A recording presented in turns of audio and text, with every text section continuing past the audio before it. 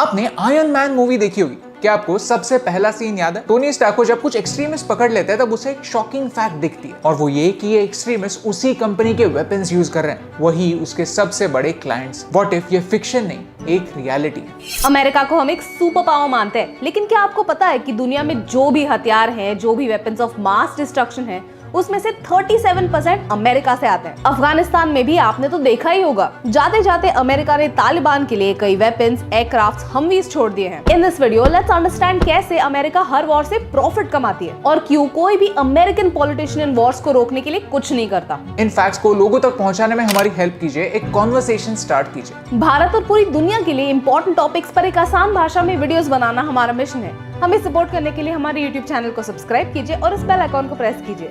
दुनिया के 10 में से 5 बिगेस्ट डिफेंस कॉन्ट्रैक्टर्स यूएसए हैं। 2002 से 2016 के बीच अमेरिका ने 167 देशों को 197 बिलियन डॉलर्स के हथियार बेचे। और वेपन्स बेचते वक्त यूएस ये नहीं सोचता कि क्या खरीदने वाले देश उनके डेमोक्रेटिक प्रिंसिपल्स को फॉलो करते हैं या नहीं। इराक, लिबिया, येमेन, सुदान जैसे देशों को भी ये कंपनीज हथियार बेचती हैं, और उनसे लड़ने के लिए यूएस भी हथियार इन्हीं कंपनी से लेते हैं। यानी वॉर कोई भी जीते, अल्टीमेटली प्रॉफिट सिर्फ इन कंपनीज का होता है। तो आज का ही एग्जांपल लेते हैं। अमेरिका कहती है कि उन्होंने 2.2 ट्रिलियन डॉलर्स अफगानिस्तान पर स्पेंड किए, लेकिन अफगानिस्तान में डेवलपमेंट तो कुछ हुआ नहीं, तो ये पैसा गया कहाँ? पिछले 20 सालों में घुमा फिरा कर यही सेम पैसा अमेरिका में लाया जा रहा है। Let me explain. America Afghanistan में वॉर तो लड़ रहा था, लेकिन एक्चुअली उन्होंने इस वॉर को कंप्लीटली आउटसोर्स कर दिया था। किसे?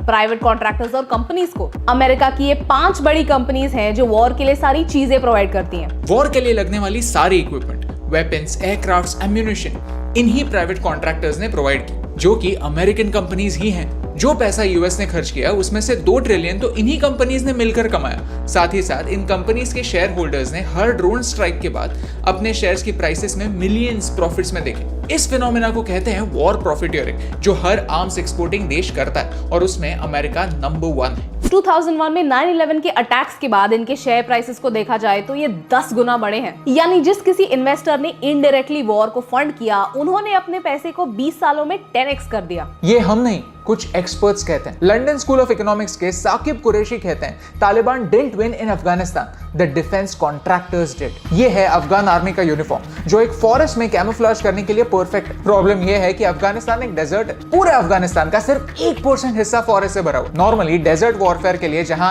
ऐसे यूनिफॉर्म्स होने चाहिए, अफगानिस्तान ने ऐसे यूनिफॉर्म्स खरीदे और इनके लिए $28 मिलियन अमेरिकन कंपनीज को दिए। सवाल यह है कि क्या अफगानिस्तान के ऑफिशियल्स इतने लापरवाह हैं या अमेरिकन कंपनीज इतनी self centred? Being at war is profitable for America, और यही सेम पैटर्न हमें सीरिया, इराक, वियतनाम जैसे देशों में भी देखने मिलता है। तो इस ग्लोबल लेवल के करप्शन को कोई रोकता क्यों नहीं? Let me expose a triangle to you. This is the iron triangle of the US. इसके 3 हिस्से हैं। स्पेशल इंटरेस्ट ग्रुप, जहां ये सारी कंपनीज आती है, डिपार्टमेंट ऑफ डिफेंस जो इन कंपनी से हथियार खरीदता है, और कांग्रेस यानी वो सारे कैंडिडेट्स जिन्हें कैंपेन्स के वक्त फंडिंग की जरूरत होती है। तो इन ट्रायंगल के तीनों पॉइंट्स एक दूसरे की मदद करते हैं और बदले में एक दूसरे से फेवर्स चाहते हैं। स्पेशल इंटरेस्ट ग्रुप्स यानी वेपन्स इंडस्ट्री कैंडिडेट्स के कैंपेन्स को फंड करती है। फॉर एग्जांपल 2016 के इलेक्शंस में लॉकहीड मार्टिन नाम की एक कंपनी ने डेमोक्रेटिक कैंडिडेट्स को इन टोटल $1.2 मिलियन फंड किए थे, और at the same time Republican candidates को $1.9 मिलियन दिए थे। ये फंडिंग एक इंसेंटिव बनती है कि जब उनके कैंडिडेट्स चुन कर आते हैं और वो डिफेंस बजट्स को पुश करते हैं,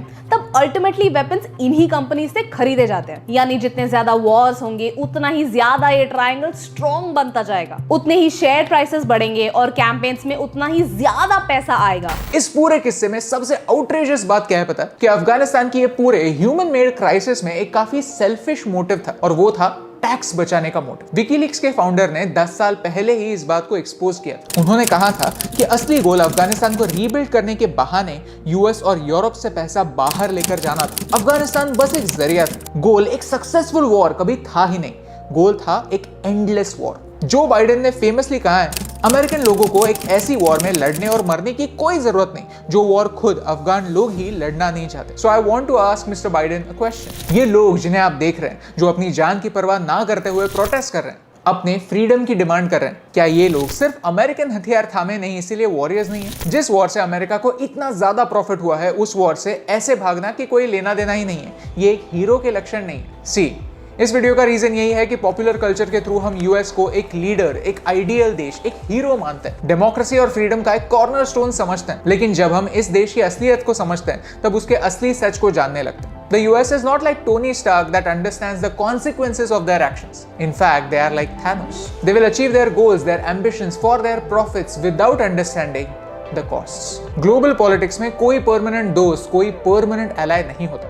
होता है तो बस प्रॉफिट, लॉस और एक पर्सनल इंटरेस्ट। इसीलिए हर देश को अपने दोस्त काफी केयरफुली चुनने चाहिए और यही सच्चाई आप तक पहुंचाने से मुझे फर्क पड़ता है। हे यस टीम, हम हमेशा सोचते थे कि मीडिया भारत के बारे में इतनी नेगेटिव क्यों, तो हमने एक पॉजिटिव सोल्यूशन बेस्ड अप्रोच अपनाया। अगर आपको ये वीडियो अच्छा लगा तो लाइक बटन प्रेस कीजिए। अगर आप यहाँ पर नए हैं तो यहाँ पर क्लिक करके सब्सक्राइब कीजिए और नए वीडियोस के अपडेट्स मिलने के लिए बेल आइकन को प्रेस कीजिए। और ऐसे ही और पॉजिटिव वीडियोस देखने के लिए यहाँ पर क्लिक कीजिए, क्योंकि आपके सपोर्ट से मुझे फर्क पड़ता है।